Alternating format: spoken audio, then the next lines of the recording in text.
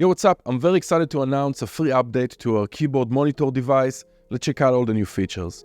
Okay, so first of all, by request, let's open up the big keyboard. We now added 88 key size for everyone who has that full size keyboards. And we also added zoom controls. Let me go to 61, that's what I have. And you can change the zoom for the keyboard. And the biggest addition in this update is the chord detector. Just start playing chords. It's going to show you which chords you're playing. It receives even inversions, sus chords, diminished, even altered chords.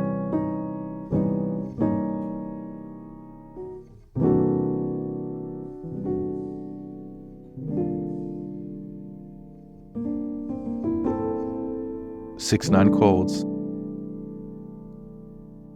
And so many more. Chord detector on the big keyboard and on the small one, as well as our 88 keys and our zoom controls. We're very excited. It's a free update, works with Ableton Live 11 and newer, and hope you like it. Hope you find it useful. We'll catch you next time.